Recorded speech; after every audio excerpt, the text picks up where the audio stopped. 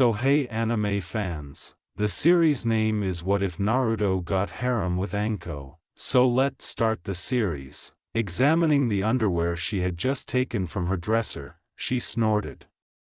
When I purchased these, what on earth was I thinking? As she tossed them back and took out another pair, Mitarashi Anko asked herself. She packed it inside her luggage after taking this one.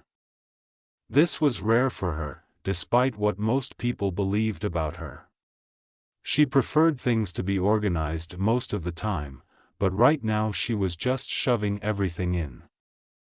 It was almost impossible to describe the girl's feelings. In my limited understanding, I have done my best to imagine what she was going through. But I can put it simply this way, she'd had enough.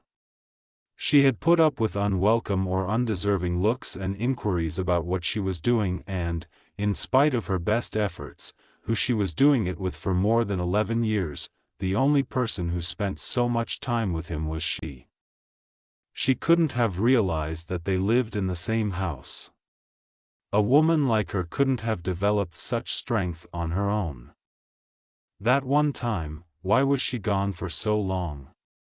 She reportedly assisted him. Since joining, Ibiki's output has significantly increased. Why in the world was Sandame-sama allowing her to leave? These inquiries, which were only voiced and not screamed or mumbled, seemed to draw from her not only hope but also her own being. It led to so many aspects of herself to conceal, to creep into the shadowy depths of her heart. She only smirked at targets and allies, either mischievously or frighteningly, but she no longer actually smiled. Whichever one was worthy of which. She was so sick of people calling her insults behind her back, including whore, snake slut, and traitor. She was aware that no one would publicly approach her for anything other than a quick fuck, even if they didn't say such things. Even still, none of them bothers to spend the entire night there. She didn't want them to stay. She didn't want to awaken to their distracted gazes and lack of interest in her. The fact that her ANBU captain, one of the few people she could loosely call a friend and who was aware of her wide range of interests and pastimes, had recently been found guilty of killing his entire family didn't help either. Yes, that will enable you to receive assistance from the Quickie Mart's pimpled jerk. As these ideas raced through her mind, Anko complained when she discovered another pair of disgusting underwear in her collection. Was I intoxicated when I went shopping? Yes, perhaps, she thought. She crossed her arms and laughed, saying, well, at least I'll leave my mark on the next person to rent here. She quickly brushed away the tears that soon filled the corners of her eyes. If you do leave Anko in the end, I won't hold it against you. But if you did, would be disappointed and grieved. You have a lot of potential, the third's voice told her. That's a joke, maybe, she sobbed, a really bad one. You have been selected to be my apprentice. Because I think you have promise. Anko-chan. She shook her head, a wave of cold and revulsion spreading through her. With a renewed sense of urgency, she started packing again. She made a note of her other case as she packed piece after piece of clothing and unmentionable underwear into hers. He had left her a rare scroll that included that passage. The box included some of her favorite and least favorite aspects of herself. She squatted down beside the case and set down a pair of underwear she truly liked. It was a specifically designed metal that would react if someone touched it without first charging their chakra to the proper degree. She followed the advice and clicked it open. It contained a collection of well-maintained, lubricated, and polished torture tools. Designed to activate Anko's affinity for the Earth chakra. Ibiki had given her the set itself when he joined her section. Mitarashi, pay attention to me. Who did it to you, who believes you did it, what your favorite snack is, or what happened to you in the past don't matter to me. This division is under my supervision. And the reason I picked you is that you demonstrated talent for the one quality that few individuals in this village appear to possess. You're focused enough for this kind of work. Welcome to ANBU's division dedicated to interrogation and torture. Since I'll be educating you directly, I hope you have a strong stomach. She knew Ibiki understood how she felt, even if she had been able to control her tears. It had been the first time since she had met Itachi that she had been treated with honesty and respect. She pressed her forehead against the case and closed it. She became aware of what she was wearing as she did. Her guardian. Anko stood and took it off while taking a deep breath. She looked to be mocked by the leaf symbol. She made a deep gash in the plate with a ferocious and furious flick of her finger.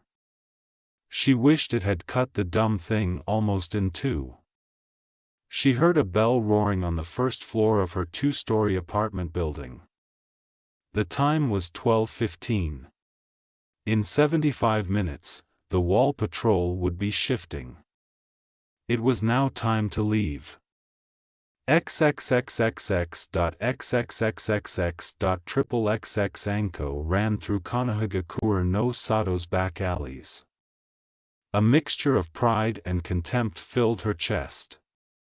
She was thrown sprawling down these congested and extremely dark alleys after he taught her that lesson. The memories of her former mentor made her feel nauseous. Her hardened brain spewed up a recollection that was painful and hazy. Always be aware of the hidden paths. Any concealed road or direction is far superior to one that is constantly hit by the sun, even if it is just suitable for rats. Keep that in mind, Anko. Every time he told her something significant, he omitted the chan. It was one of the few things that allowed her to look past the affectionate father persona she had developed over her lengthy apprenticeship. Anko cleared the top of a 3-story building as he jumped into the air and whispered his name. She crouched down and loathed the complacency of this place, despite the genocide. When he observed Anko heading for one of the concealed gates, the ANBU guarding the sector didn't even flutter an eye. They just thought she was carrying out her village duty. After hurriedly passing one of the few males that agitated her without even trying, the enraged Jounin spat onto the ground. She attempted nonetheless, but his words, "Yo. Where you going, Anko?" stopped her cold. She considered escaping, but she knew that no matter what book Hatake Kakashi was reading, she would never be able to escape him when he was interested. Mission. During shift change? Yeah. With no headband? Yeah. Really? Leaning on a water tower support beam was the indolent ninja. Standing at the edge of the same building, Anko swore. It was only 50 meters to the gate. With Kakashi beside her, it could have been 1,000,000 times better. He kept looking through his book with his beady black eye. He said, "I have to say, even for you, this is pretty ballsy," as he turned the new page. "What do you know about me?" Anko asked him with a frown. "None of the good stuff at least. I would like to say I knew you were a stronger person than to leave your home and dash," she sensed his eyes, or at least one of them, on her. "Keep your comrades are all you need bullshit to yourself, Hatake. I don't have any comrades here." He uttered any more, loud enough for her to hear. The kunoichi with purple heads tensed up. "Herzing, You aren't helping your cause." He thought about how adorable she was when she had a murderous intent in her eye. "Yeah. But you were going to leave no matter what I or the third said, right? So might as well go. You have less than 10 minutes to get out of here undetected." She swore, looked at the moon, and ran away. Hatake Kakashi let out a sigh. He cast a sorrowful glance at the moon before going back to his smut. "I'll keep this little talk to myself.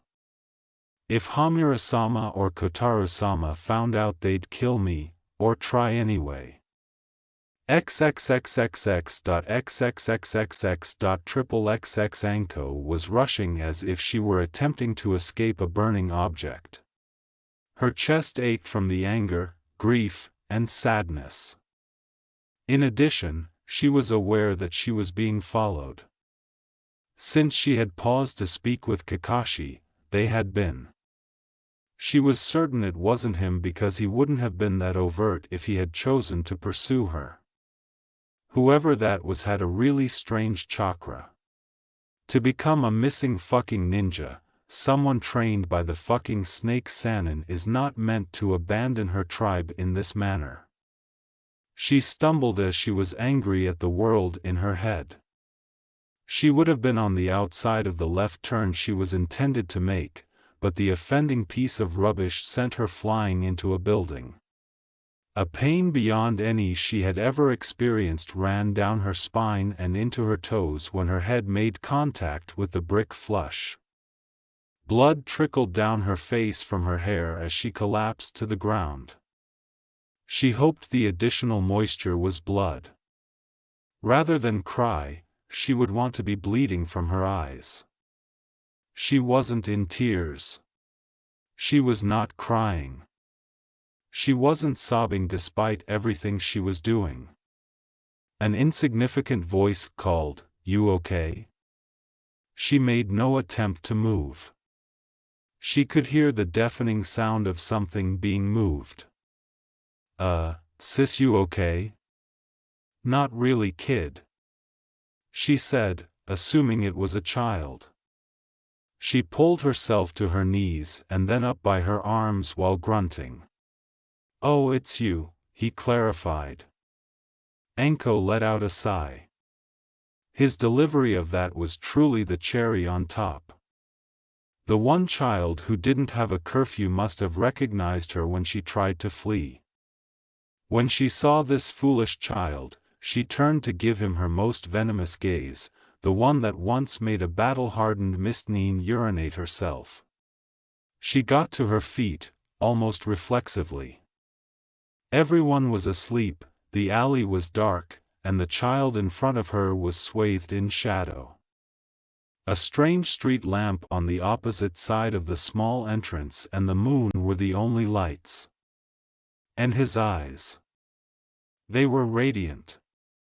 She could see his orange shirt and dreadfully filthy blonde hair from that light. "It's you." She spoke. She thought about the Kyubi brat. "Yeah, so," he said, kicking him. "You leaving the village? Fairly astute of you, kid." "What makes you think that?" she laughed. "Because your friend Itachi killed a bunch of people and left too, right?" Anko began. Her head swung back and forth. She was on the verge of abandoning this child. He then dropped something similar. "What? How do you?" The back of his skull was scratched. "The Uchiha never liked me. They always arrested me and took me to the old man if I got too close to a paint or a prank store. One little gag like the time I put some itching powder on their uniforms and they go crazy. Well, anyway, I always saw the two of you around. I used to follow you." Anko's cheeks started to pink. She recalled that she had attempted to woo her younger captain a couple of times. "Why?" He remained quiet for a few valuable minutes. Why, kid? Finally he gave in and said, because you two were the only ones like me. I see you all the time, bleeding and in need of assistance, but the guards never call for medication. Now, if the Uchiha guy ever stubbed his toe, they would make sure the hospital was emptied out. Everyone despises you too. They act as though you'd done something wrong. However, he detested it. His clan didn't like him. And I believe that we are similar, which is the only reason I was afraid to speak with you. However, the one thing that set us apart was your understanding of the reasons behind other people's animosity toward you. And all I can do is speculate. What? She swallowed. What is your name, kid? He had just described something that made Anko's blood run cold, like staring at herself so long ago, right after being abandoned by him. His eyes had turned into cat-like slits as he gazed up at her, and she inhaled sharply. Uzumaki Naruto. Youngster, why are you out here so late? He kicked his feet once again while glancing at the ground. I don't know what I did, but the old woman at the orphanage warned me to stop doing that. She tells me every night. She threw me out, saying I could return once I stopped doing it. So the kid has natural night vision. Cool. So you've been wandering around out here all night? Anko probably assumed it referred to what she had just seen. He made a muttered sound. What? Every week. She just keeps striking me with that stick thing, even if I attempt to return every night. This old lady at the orphanage made Anko feel a tiny bit of the hate for him move. What sort of sick bitch leaves a child alone for a week? The kind of woman who doesn't see a child, but a demon. Anko blushed as he looked at her, his eyes slightly fierce, and she stroked the back of her head. So, kid. Would you like a warm place to sleep this evening? He stepped away from her and began, Are you like that guy? Which man? Suddenly, his voice became menacing, Who stole my clothes and shoes? Anko snarled, WTF. More than anything else, Naruto was shocked by her rage. Some jerk stole your clothes? How did he harm you? Though not entirely, he relaxed, saying, Nothing.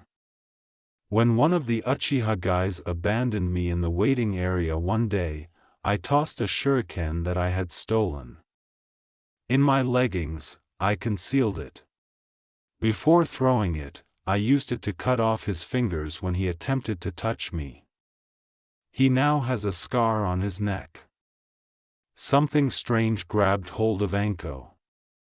Was he a ninja?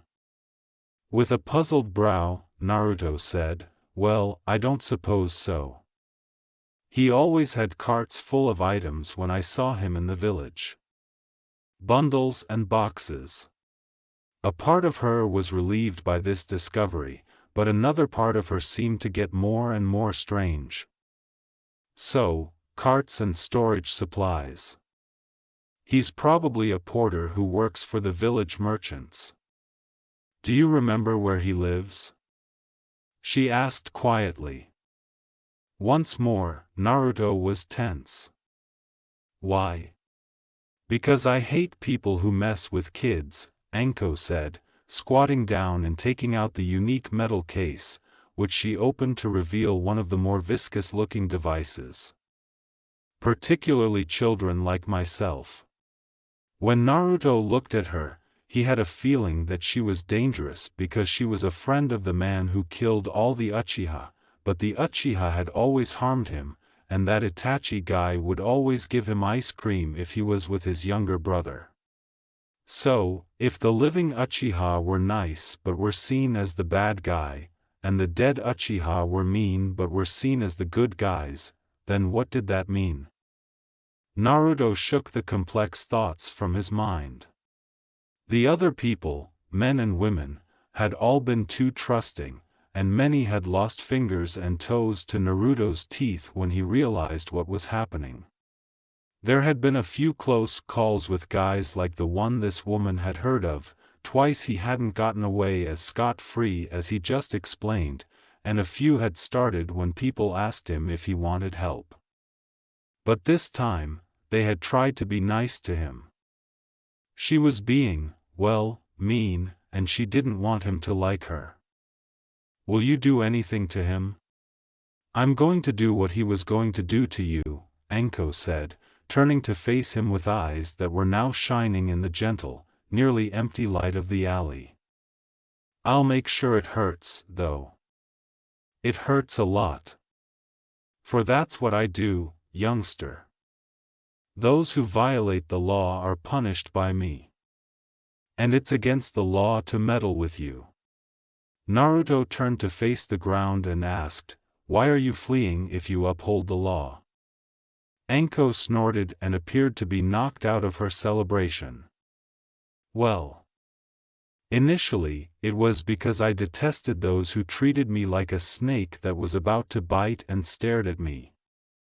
Like Dash, you were going to murder them. However, they became cruel after learning that you couldn't or wouldn't. Make fun of you and hurt you. Prove your worthlessness," he concluded for her. "Yeah," she muttered, continuing to hold the shiny object in her hand, which Naruto found somewhat appealing because it was incredibly brilliant even in the dark. "How," he said, trembling slightly, "how can I trust you? Not all of the people who tried to touch me were men. Girls also did it." "Carry that," Anko said, snapping her case shut and getting up. She threw it to him, and it skidded to a stop at his feet. "Just make contact with the handle. Otherwise, you'll be taken aback.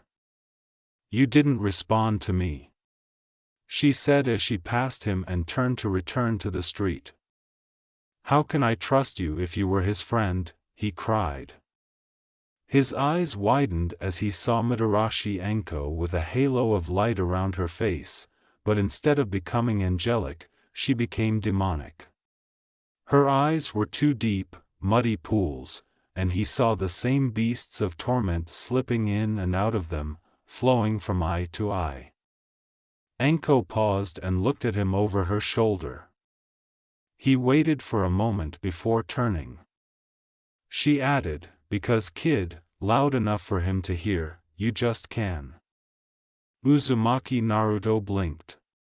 She retreated to the street, inhaled deeply, and then started tapping her foot. He glanced over her shoulder again and saw that she was waiting for him. No one had ever waited for him. You simply can. Furthermore, Uzumaki Naruto was able to fully trust an adult for the first time in his gloomily gloomy life. XXXXX.XXXXX.XXX. The man was sprawled out on a filthy mattress, which was covered in various types of filth, all of the humankind, and next to him was what Mitarashi Anko could only refer to as the poster girl for jailbait. She was a young, attractive woman with full pouty lips and soft brown hair, and the darkness of his house was like a stench, everywhere and difficult to identify. However, her formerly attractive face had grown emaciated, her hair was so full of anything she had put her head near that it was dyed black, her body, stretched taut over her bones, was tan and marred by the various forms of evil that humans might perpetrate. She swiftly surveyed his topless physique, finding the profusion of muscles unsettling, and focused onto the scar. The man himself was larger than she would have imagined the child could get away from on his own, with the shaven head to match his longtime porter's strength in the upper body and legs. The stubs on his left hand twitched ever so slightly while he slept, and he was missing the leftmost two fingers as well. Anko pulled a syringe from her long, frayed trench coat, filled it halfway with a specific drug of her own design, and pushed the needle into the girl's throat, causing her eyes to pop wide instantly. She attempted to move, but was only able to whimper. He moaned, his teeth bared in a grimace as the painful drug was pushed into his body, and Anko replaced that syringe with one that had been specially prepared, with a nice serrated needle that was ideal for making a lot of pain as it went in.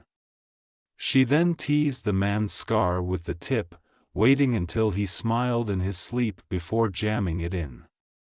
He looked across the room and saw her, above him, grinning shit-eatingly. "Hi there. My name is Anko. Jounin. Do you want to hear a humorous tale? I was about to leave this village," she inquired. "Turn into a missing ninja and so forth. When I first encountered this child, who, coincidentally, nearly experienced sexual assault at the hands of a man who resembles you. And, well, you're too out of touch to give a damn if you don't know who I am. However, I am an old apprentice of Orochimaru." A wave of recognition and fear passed over his pupils. "Oh. You are aware of my position on child abuse. That's why you received a medication that dulls movement rather than pain, while the little tart received a standard paralysis medication.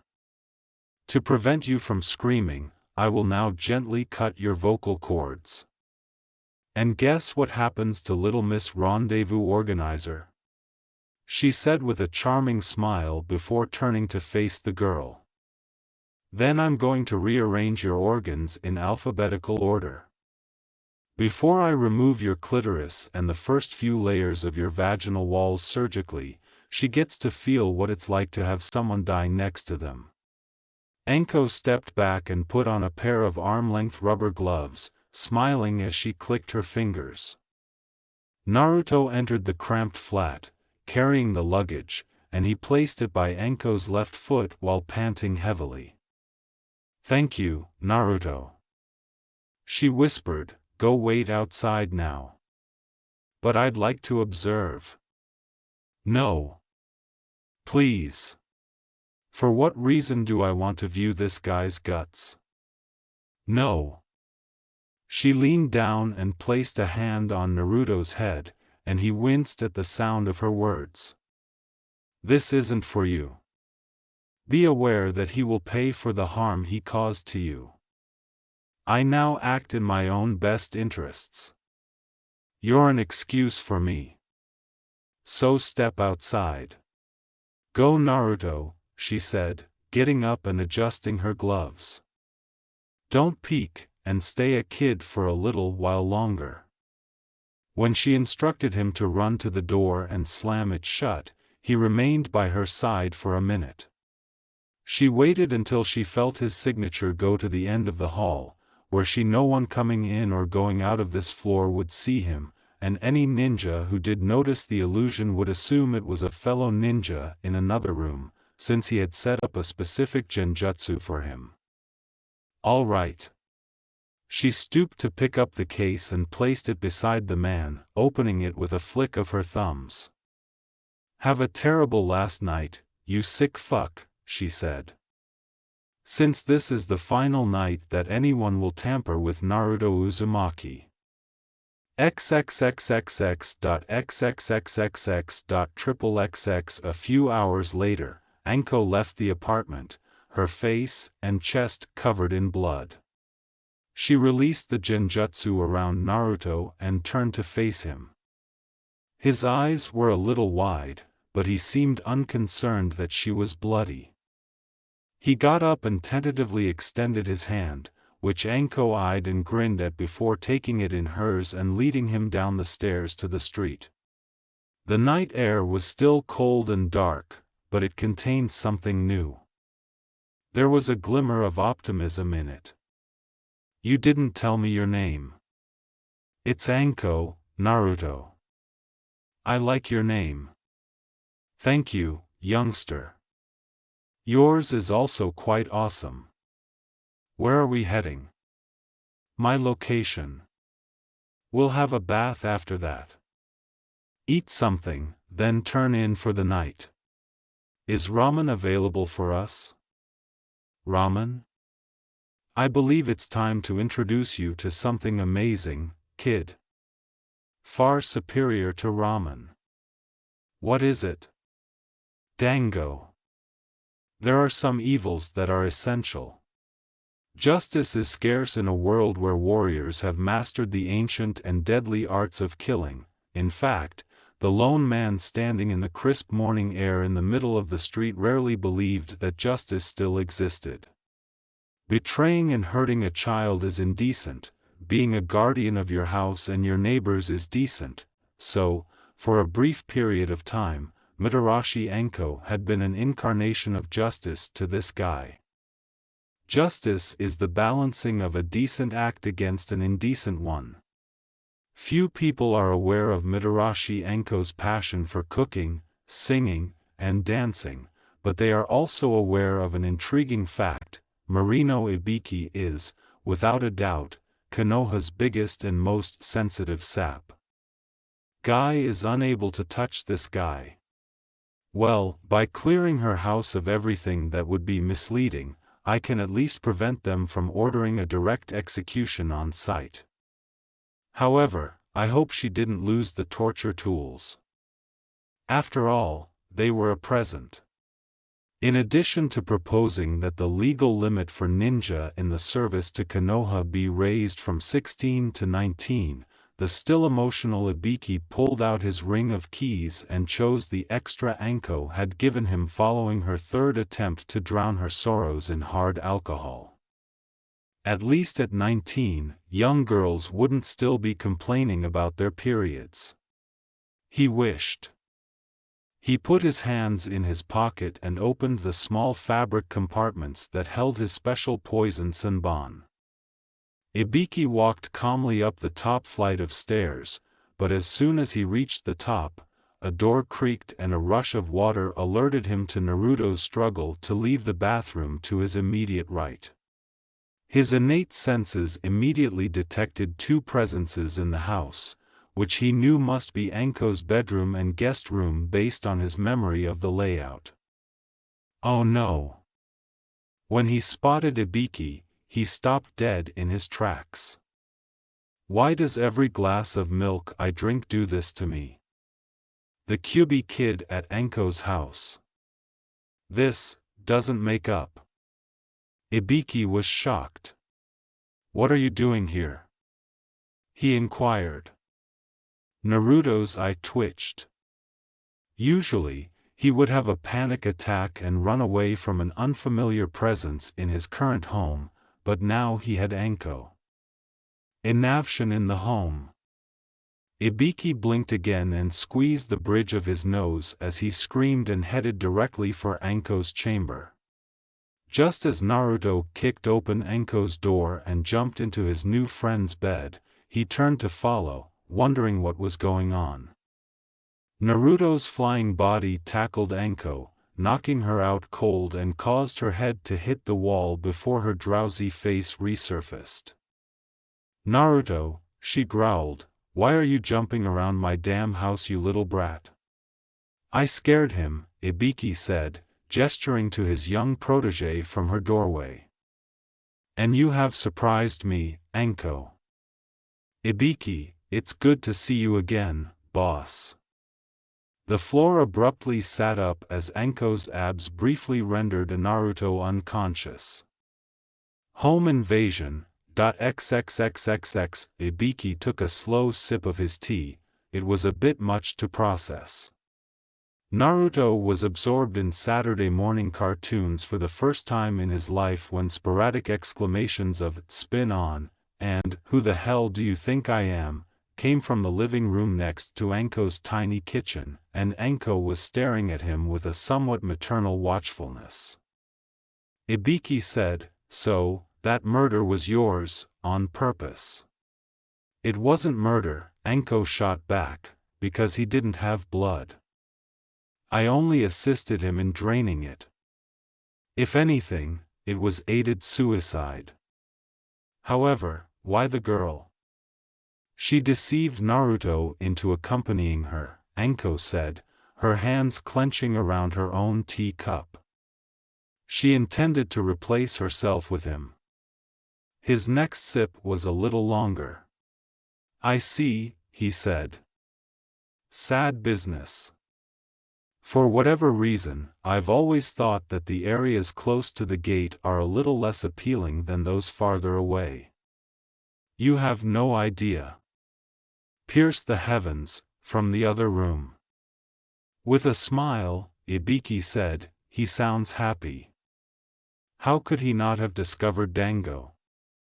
Anko smiled slightly as she asked. I'll have to report this, you know. Why? Why? You all but abducted a child with no claim to him and committed 2 unsanctioned murders, Ibiki replied, his expression displaying utter incredulity. Anko looked at Ibiki, his own eyes clouded up to keep his apprentice from reading them, and he saw in her eyes the dark thoughts she had concealed for the majority of her life following the incident with her old master, a sort of slithering loathing for everyone who was similar to him. My report on the deaths has already been turned in. Justified interrogation related was my justification for death. Justified? Nobody tampers with Uzumaki Naruto. That's basically the law, isn't it? Ibiki nodded. So, wouldn't torture, forced incarceration, and attempted rape be considered messing? I get what you're saying. So, for what specific reason did you question them? Details on any further kids he may have messed up. I received roughly 4 or 5. As she got up to pour herself another cup, she continued, I included that in the report as well. An intriguing point. Ibiki's sense of justice twitched a little inside his skull. I suppose the Hokage is aware of this? The wide-eyed, do I really look that stupid to you, glance Anko gave him before saying, I turned in the file myself early this morning. What? Ibiki cried out. And naturally, that's when Anbu called. XXX with a sigh, Sarutobi looked at the file with a hint of whimsy. His mind, still sharp and acute at his age, examined everything, even with just 17 photos from the scene and a brief report from the ninja who had committed the crime. He already knew what had happened and how harsh the punishment should be. His pipe was already cooling, and the embers inside it had barely enough fuel to spark it even after a long drawn-out draft. All he had to do now was check to see if Anko deserved it. Even though the Hokage felt the weight of every action he discovered that could be linked to his errant student, he continued on his mission because the people of Konoha were his family, and it was his responsibility to punish them when one of them hurt another. However, the question remains as to why Anko checked the box for death brought about through interrogation. Someone knocked on his double doors. Enter, he said. When 2 Anbu, Anko and Naruto entered the room, Naruto was too preoccupied to stop talking to Anko about the show they had been watching, so they nodded and went back to their posts out of sight. The Hokage said, Anko, in a forceful, uncompromising voice that commanded the calm respect of both children, yes, he actually thought highly of a ninja like Anko when he was younger, and asked, why are these 2 people dead? Anko instantly became still like a soldier. Sir. The victims of torture perished while being questioned. The absence of medical equipment was the cause of their deaths. Why did you question these 2? And how did our coroner's findings mention 2 extremely high doses of nerve relaxants? He questioned, gesturing toward her with the report. Anko's gaze swept over Naruto, who had started playing with a small puzzle Anko had given him after recognizing what they were discussing was too significant for him to comprehend. Does it have anything to do with my special decree? With his fingers intertwined and resting on his lap, the third person posed the question. Yes, sir. According to your decree, the targets engaged in activities that endangered the well-being of the decree's recipients. Anko looked up the phrase, beneficiary. If what she says is true, the most I could afford to charge her with is ignoring protocol, Sarutobi said, closing his eyes and letting out a sigh. Did you know the man Anko worked on last night, Naruto? The child said, glancing at him. Didn't know him.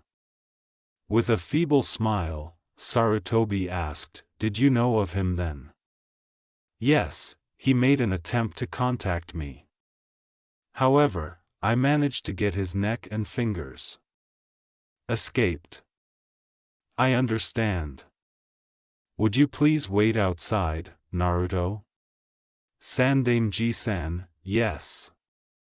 Still working on the problem, Naruto turned and headed to the door, but before he opened it and left the room, he turned to give Anko one last glance.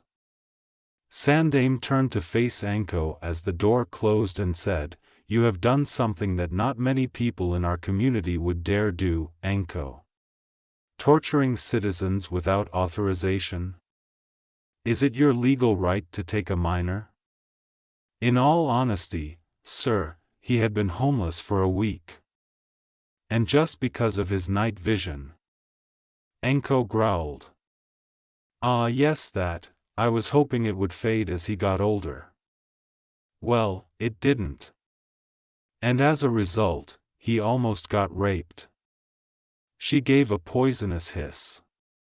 Evidently unwilling to relinquish his superior air, Sarutobi blinked, so. You suggest a rationale? Yes, sir. With a heavy sigh, the elderly man wiped his chin and said, very good, Anko. A 3-week suspension with half pay will be imposed against you. You will also accept full responsibility for your actions. Yes, sir.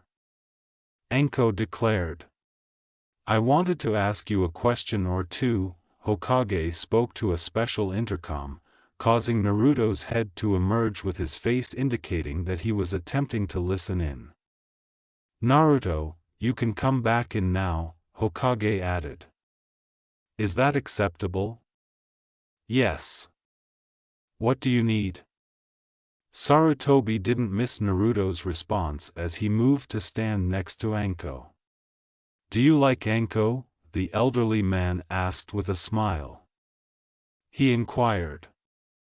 The blonde nodded angrily and grinned broadly, flashing his strangely brilliant teeth. Anko-chan is amazing.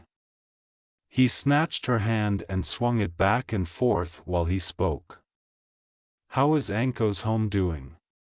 Her mansion was so awesome and super, according to Naruto, that the Hokage had to have Anko physically restrain the boy to keep him from running out of breath. Do you want to remain there? This abrupt inquiry made them both look foolishly at the elderly man. Mitarashi Anko, you took in a youngster for which you are not legally responsible in clear violation of Konohagakure no Sato's custody and minor safety laws. He brought over a little pamphlet with the safety requirements for a ninja's home. As punishment, you will have to spend the next 3 weeks acclimating yourself and your home to the standards all shinobi guardians must adhere to. Startled, Anko blinked and accepted the papers. What does that mean? The elderly ninja grinned broadly and continued, yes, Uzumaki Naruto is now officially under the care and guidance of one Mitarashi Anko. Anko seized Naruto as he leaped upwards, making one of the happiest noises he had ever made, to prevent the boy from falling and injuring himself.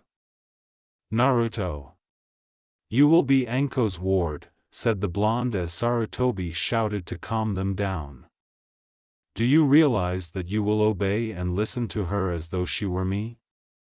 The young blonde nodded as Anko put Naruto down and gave Sarutobi the traditional civilian military salute. Yes, Sir Sandaime-san.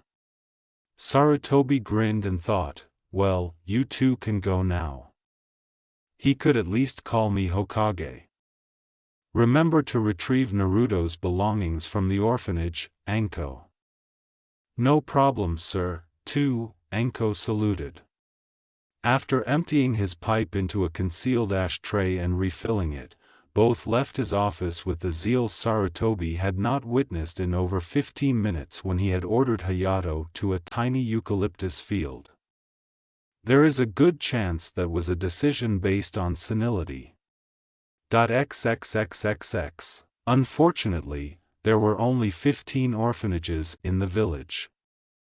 It was established during the Second Great Ninja Battle, following a devastating loss of the adult ninja population, same like its companion facilities. The second had decided to keep an eye on these kids in the hopes that they would voluntarily replace their parents in the future. Shimochi, a robust woman, was its current owner and proprietor. Due to her husband's protracted battle with cancer, which ultimately claimed his life some years ago, and the untimely murder of her son in a bandit attack in his small village on the outskirts of the Land of Fire, she appeared older than she actually was. Her face was furrowed with several shallow lines, and her once bright red hair had turned nearly white. Before the afternoon homework period ended, she was clearing the main courtyard of any leaves and kid-made trash. She heard someone approaching as she was sweeping, and when she looked up, she saw Naruto and Anko approaching, of all things. God damn it! She hissed, noticing that Naruto was purposely making his way to her incredibly Naruto-free orphanage. Nearly down the road, she exclaimed, "Have you stopped doing it yet, brat?" A few others stared in astonishment at the rudeness before continuing on their way. Heya, Anko waved as she and Naruto arrived to the elderly woman. I'm Mitarashi and Herzing, I know who, and what you are. Anko's smile remained unflinching. Naruto looked uneasily at Anko, but her dazzling smile persuaded him to rush along. Yeah, well, I'm Naruto's legal guardian now, so I brought him to get his stuff. Hurry up, kid, I'll wait out here. So you go for things like him, huh? Well, I hope you keep him in a dark hole and use Wim for what? Shimochi whispered venomously in Anko's ear as she leaned near to her. Anko continued to nod and smile until she noticed Naruto coming inside. With lightning speed, her hand sprang out and seized Shimochi's mouth, squeezing her till they began to bleed. Listen, bitch. Did you hear about the murder last night? She made Shimochi nod. Well, that was me. I killed the pedo because he aimed for Naruto. Because someone let him wander around for a week outside with no food or shelter. So tell me. Should I interrogate you too? She made the prisoner shake her head. Anko took a piece of paper out of her pocket and held it up, saying, "Good. Now I have a question." It was a page from an accounting ledger. From her ledger. Why do all of the dates for a certain charity donation coincide with the dates Naruto was supposed to receive his family's death wages? Anko wondered. Shimochi started to perspire coldly. Anko points at the lump sum of the death wages that Naruto's family had earned from their duty and says, "Ooh, I see. That's cool. Well, you now owe me this amount." Anko, who had been grinning at the house, turned to Shimochi and glared at her while drawing the old bag as close as she could. "If you don't pay me, in any way you see fit, we'll work out logistics later, then I'll hide a very powerful narcotic on your person, right now, and then litter your orphanage with drug paraphernalia and used condoms.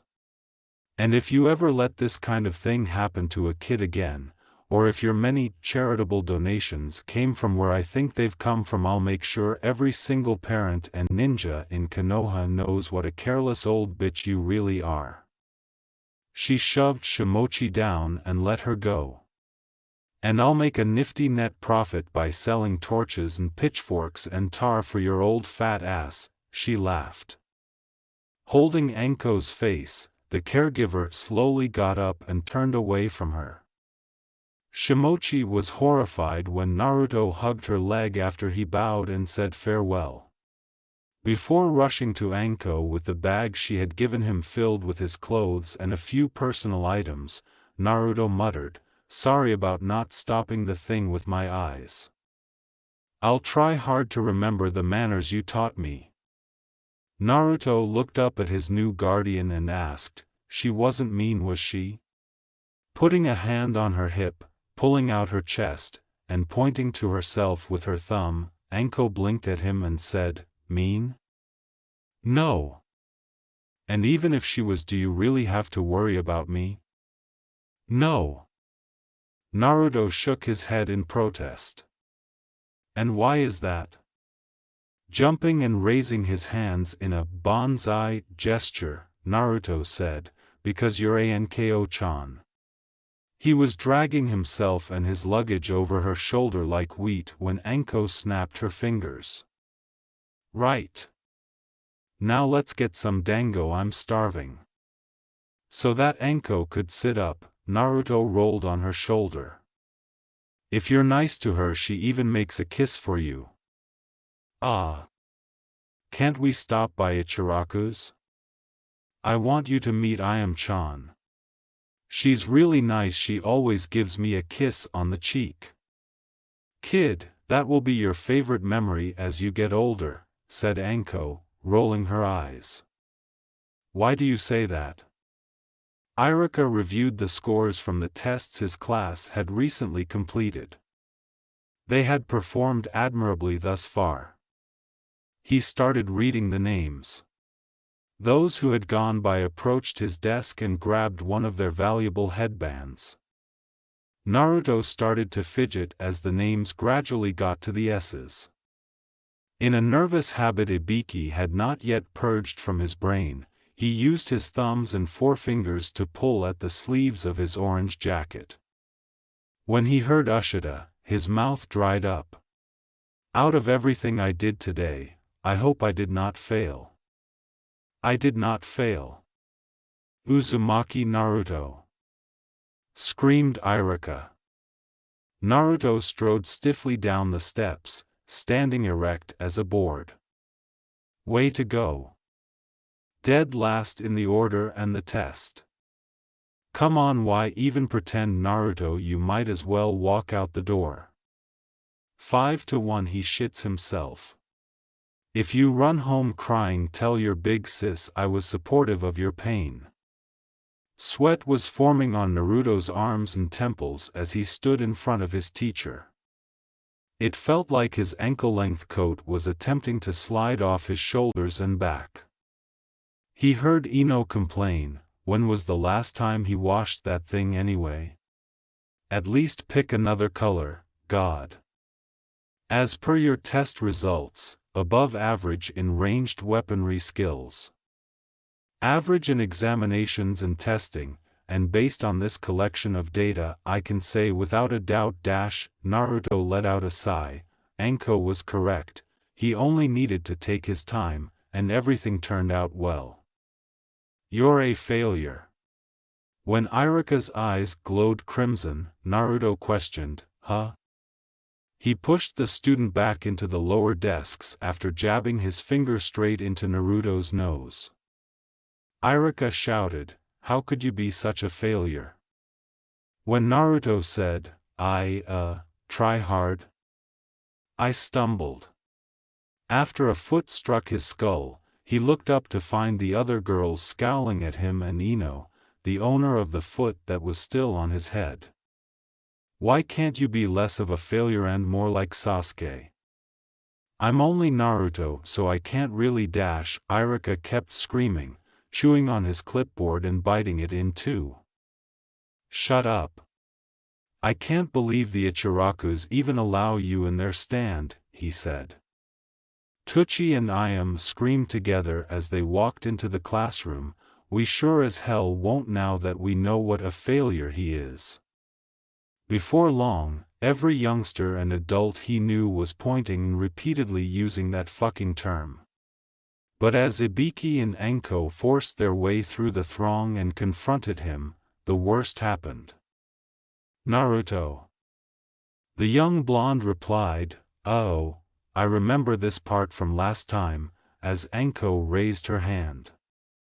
Between her fingers, a number of incredibly sharp blades and gadgets materialized. I can't allow such an failure into my home. We'll just have to brep. XXX's alarm was jarred when he smashed his hand down on it, causing the obnoxious device to tumble and shatter. Rubbing his eyes, Naruto pulled himself into a sitting position. Swinging his feet onto his floor, he complained. He felt a warm, fuzzy sensation from the plush carpet. If the pictures from his nightmare weren't still vivid in his head, that is. At least give me a wet dream on such a stressful day. Geez. XXX. The stated owner was preparing one of her ward's favorite dinners in the tiny kitchen downstairs in Anko. The aroma of coffee and bacon blended harmoniously with the sweet scent of the French toast as it drifted through the kitchen. Ibiki eyed the sports scores for a few local baseball and soccer matches while reading Anko's paper and tasting a cup. He's late getting up, Ibiki observed, glancing at the wall clock above the tiny dinette table. As she cooked a pretty large omelette onto a dish and topped it with cheese and ketchup, Anko explained, I changed the time his alarm would go off to give him a bit more rest. Ibiki thanked her, folded his paper, and got ready to eat after she put it in front of him. Anko used a wooden spoon to strike his hands. No one eats before me at my table, got it? You didn't have to hit me, Ibiki whimpered, rubbing his fingers. They heard, like it really hurt Scarface, coming from the tiny gap. Naruto yawned and stood, itching his lower left side. It will hurt more after I beat your ass for calling me Scarface again, Ibiki grumbled. Naruto hugged Anko good morning and waved the threat away. She pulled him toward his seat and gave him a head pat. She handed him a couple slices of bacon and toast, along with a glass of orange juice. She sat down and began slicing into a stack of 3 pancakes. Eat up, it will help start that slow brain of yours, Anko said. With a growl, Naruto chewed his fork firmly. As Naruto's teeth, which were sharper and stronger than usual, created dents in Anko's silverware, her eye twitched. After striking a dramatic gesture with his wrist against his forehead, Naruto exclaimed, "Aren't insults a form of child abuse? You may damage my fragile self-image." After she completed her most recent forkful, Anko deadpanned, "You're stupid, ugly, and smell like wet fur on a good day," while supporting her chin on her own wrist. While stuffing bacon into his lips, Naruto pouted and made a dismissive noise, saying, "And it's crap like that that's gonna keep you from having grandkids." "No, that would be your atrocious habits and personal hygiene," Ibiki said, taking a drink of his coffee. Sincerely disappointed with his 2 favorite people, Naruto said, "I'm smelly now? Can't you think of something better?" Normally, their combined insulting skills would have left him in the middle of a full-blown fury tantrum. So, What's up with you two? I'm not spewing words I shouldn't know yet, he commented. After exchanging glances, Anko and Ibiki put down their utensils and turned to face Naruto. We may miss your test today because we have a high-ranking spy from the Hidden Mist as our patient. Naruto began. His blue eyes widened as he gave them each a serious look. As Naruto started analyzing their facial expressions, Anko and Ibiki instantly lost all feeling. Ibiki only knew one thing. When Ibiki did it on purpose, Naruto didn't notice it for 2 years because it was so quick and minute. This is a ninja village, of course. Anko may attest to the presence of several strange fetishes among its inhabitants. Tragically, Naruto's gaze swept over both of them and he detected no sign of deception. He was probably going to be by himself today. He set down his own fork and fidgeted with his undershirt sleeves. His hands were swatted away by Ibiki's outstretched hand. He took Naruto by the collar and gave him a hug. "Don't be sad, little one." Naruto sighed in his head as I pressed his sappy asshole button. "We will be there with you. In spirit. I will be deafened by this man before I'm 15. I have no doubt about it." He examined Naruto while keeping him at arm's length. "Anko and I have taught you every basic move and technique use in this village as well as 3 others. You have mastered them and improvised them in ways to almost touch us when we spar. That is why you will pass. That and because we love you, and no failure will ever stop that." Anko got to her feet and touched Naruto's shoulder. "That's right, Naruto." However, she and Ibiki said, squeezing until Naruto winced noticeably, "My love for you will be expressed in intense and frightening pain until you pass, 1 year from today if you do happen to fail miserably." With a gasp, Naruto said, "Yes, ma'am." Ibiki added, "That goes for me too, got it?" "Now Naruto," Ibiki said, planting one fist on his hip and extending his hand, spitting his fingers. "Go forth and prevail." Yeah. I'm gonna go wash my teeth first." "Very good. Oral hygiene is next to hotness." Both Naruto and Anko squeezed the bridge of their noses. She gestured to Naruto as he passed her, saying, "It's your fault he says stuff like that now." Even after eating, Naruto flashed his dazzling white teeth in a smile before returning upstairs to his bathroom. Gazing at Ibiki, who was maintaining his position, Anko arched an eyebrow. "Reason? Motivation?" "Ah," Anko said, turning away from him and heading for her own restroom. "I'm gonna take a shower and get ready. Are you all right or dash I'm fine?" "Gotcha." Anko shook her head and shut the door to her restroom. Her entire body shivered as soon as it was locked. A picture of Naruto's smiling face appeared in her mind. "Oh." Anko let out a sigh. As she stripped and turned on her shower, she moaned, "His first girlfriend is going to be a freak."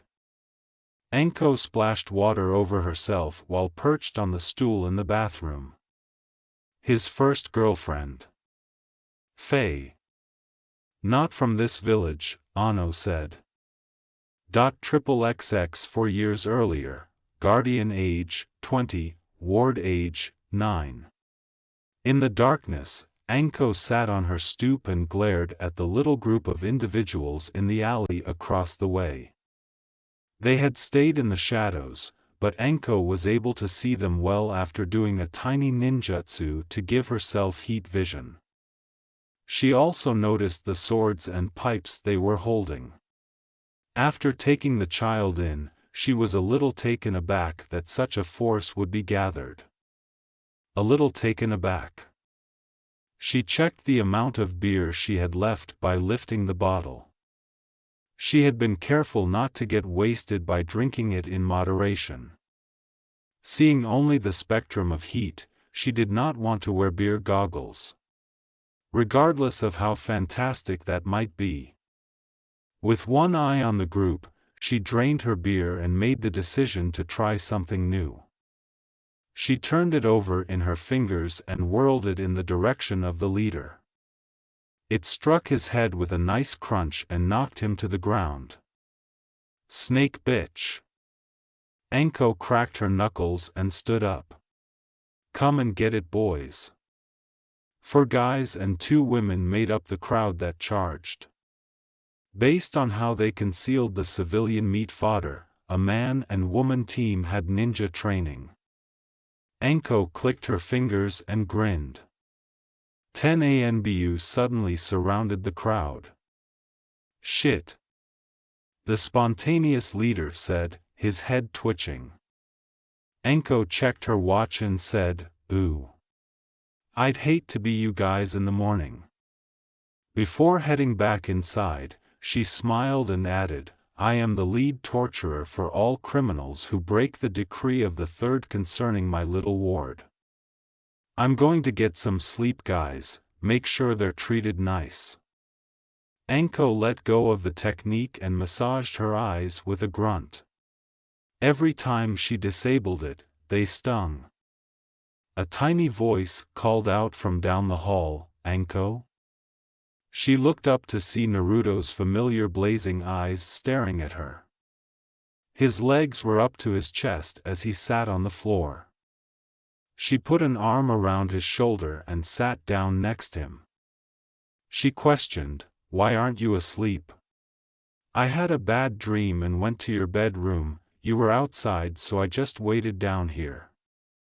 Then I heard those people. Why do all the adults hate me and tell the kids to ignore me? He said, burying his face in his knee. Anko placed her chin on his head and gave him a hug. Let's go to bed, Naruto.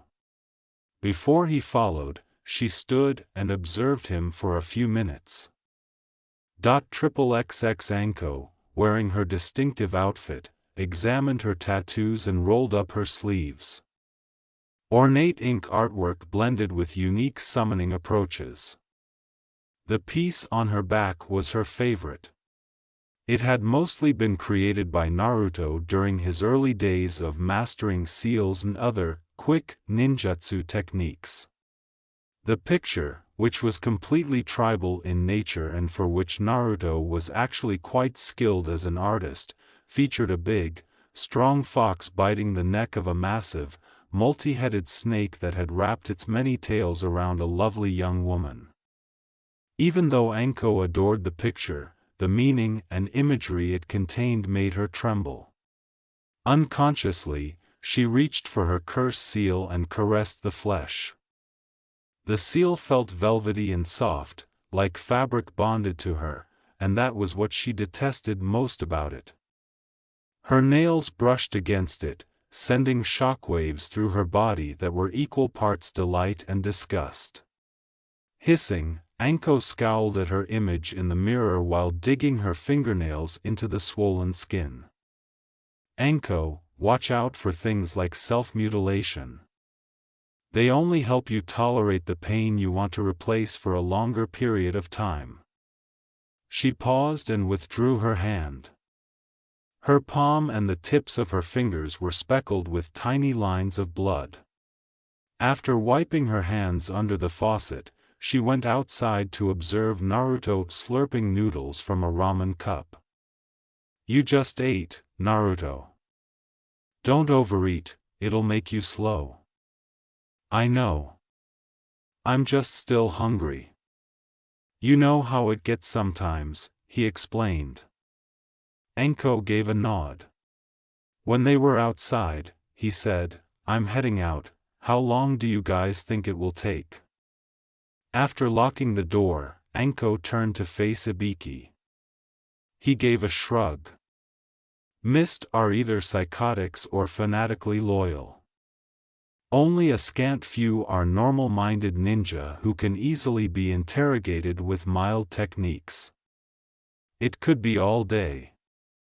I'm sorry, Naruto.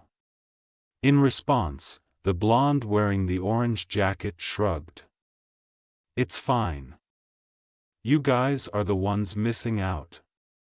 Watch as I obliterate that smug smile right off Uchiha's face. As the three left, Anko gave him the thumbs up. Knock 'em dead, kid. The Mitarashi name is on the line. Gotcha. Naruto exclaimed as he spun around and dashed up the side of the closest structure before launching himself in the direction of the school. He paused, looked at the clock tower, and smiled. He had roughly 3 hours before the test sign-in deadline. And he had just used his last stipend to replenish his paint supply. XXX leaning back against the trees on top of the third's head, Naruto groaned and used his arm to wipe his forehead. He looked at his work and grinned. Obviously, for the time being, only objects with infrared vision could see it. He thought the Hokage had never looked better. He pondered what would happen if he told the hamlet the complete truth right away. After a few moments of reflection, he shook his head. Naruto's sly smile extended till it reached his ears. Nah, there's a good chance they'd take the opportunity to make me clean it and miss the test. If I pass or fail, this will be my going-away present to the teachers at the academy. He shrugged, threw his paintbrush and roller into the little toolbox, and concealed it in the little compartment he had created on 4th Remembrance Day nearly 7 years prior. I have to wonder if this town is ready for me to be a ninja, he said. Originally used as a hiding place, he converted it into a storage facility to conceal his prank materials after moving in with Anko. He discovered a set of stink bombs he had purchased right before the prank shop he was at closed while looking around. He made his second snap decision of the day, flipping the box over in his hand. Listen up, Naruto. The strongest sense associated with memory is smell.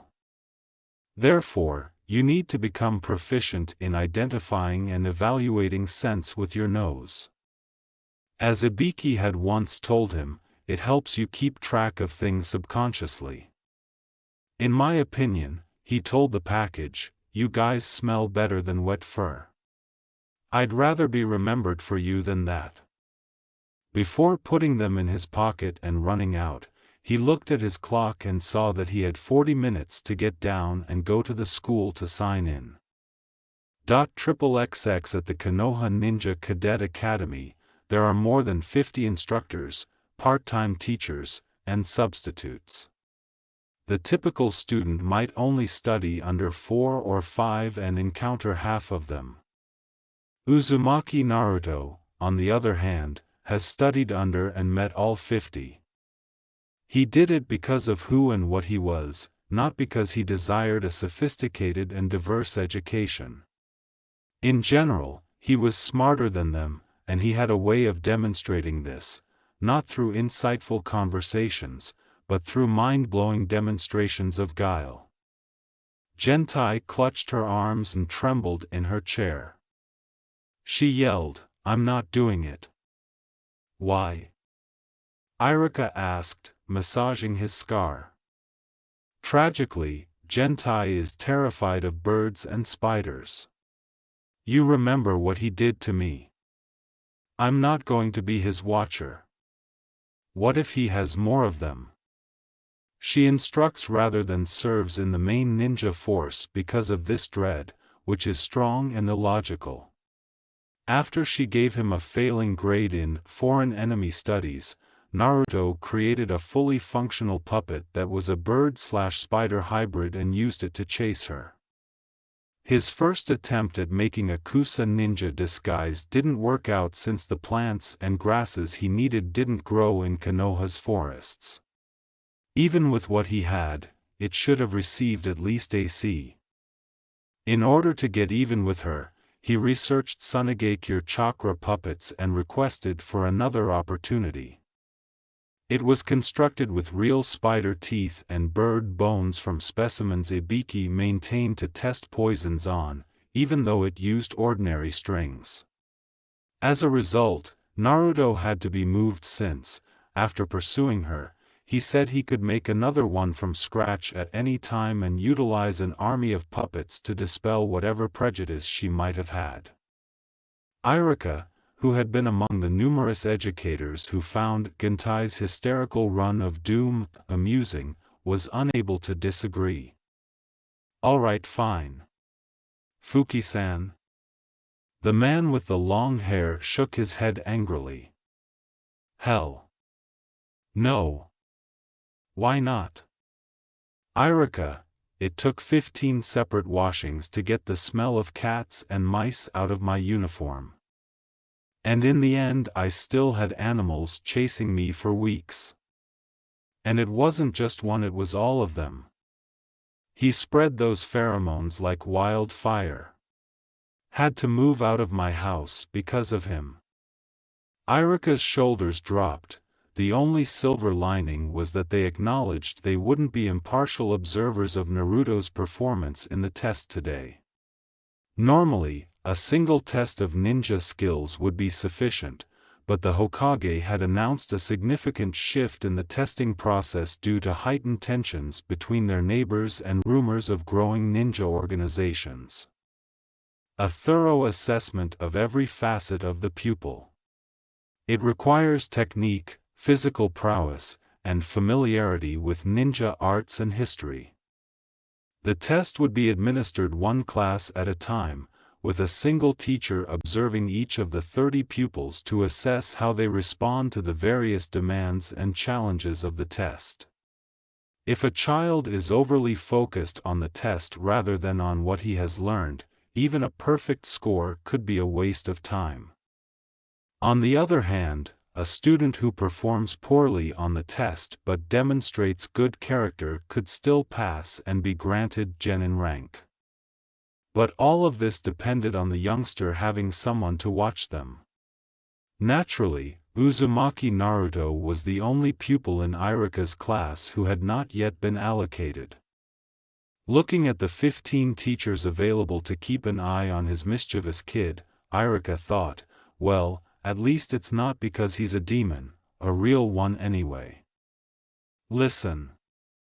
I know you all have bad feelings toward Naruto because of his pranks, but we all know he's had a harder life than most.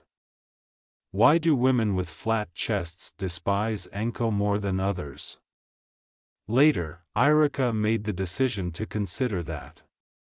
We all know it's hard to persuade a single teacher or administration to pay attention to such a matter, yet we work for the system. How is a youngster supposed to react? Noted, but can you fault him? In many cases, he had a good reason for acting out. The mural on the side of the school, which honored the fourth and third Hokage, depicting both in their prime against their most notable foes, the Nine Tails for the fourth, and Kibito Neisai of the Stone for Sarutobi, was a testament to the fact that he was much more than the early years of his life had led many residents to believe. A few wriggled in their seats, uncomfortable with being pegged as uncaring to the boy. It was actually rather mediocre, they hadn't yet worked out how to remove it, not because it was exceptionally lovely or anything. "All right," said a back row aide, raising his hand. "I will." Mizuki called and said, "I'll watch Naruto." "Well done. We can finally review the last checklist for the physical exam course now that everything is in order." "Hajijin? I think you had that." Mizuki was no longer paying attention when the named shinobi stood and told his teammates where they should stand to watch their individual students. No one else had the same plans for the day as he had. XXX Sakura moaned quietly as she stalked to class, her stomach hurting. She had attempted to eat something this morning, but her body didn't want it, and she almost threw up. She had already missed the early exam deadline a month prior, and now she needed to pass this exam in order to join the ninja squad before the graduates of the following year qualified. Overall, today was going to be awful. Naruto was eating a huge piece of fried pork that he had smeared with his own bottle of sauce, and the person in front of her was not doing anything to help. It also smelled really good. "Are you sure you don't want some, Sakura-chan?" he asked, turning to face her. "The greatest beef sauce is Anko's unique sauce. I even add it to my bowl of ramen." If the thought of ramen and sauce hadn't made Sakura's stomach turn, her mouth would have moistened. "I'm sure, Naruto." Sakura didn't notice the little quiver of Naruto's left eyebrow as he turned to gaze ahead, but she was alerted to his frenzied consumption of the pork by a sudden smacking sound. "I don't want anything," she made. "Why are you even moving in this direction? The opposite side of the academy is where you reside." Her shoulders slumped as she grunted. "Well, I decided to visit the ramen stand because I needed to talk to the elderly man." Before adding pork to the ramen, Ichirakuji was experimenting with a new method and asked if I wanted some, so I got a free piece. With his mouth full, he said joyfully, "Well, is there any other way you could take it? I am envious of you and your hideous coat. Or did you tumble around in a puddle of mud? For weeks, there hasn't been any rain. And you really need to start eating better because I'm downwind of you," he shot back, licking some sauce off his fingers. "What?" Naruto turned to face her and sucked on the stick he had been using to hold his pork as she snorted, halting short. "You have an unpleasant odor. When you fart, it smells like nothing because you aren't eating enough or the correct things."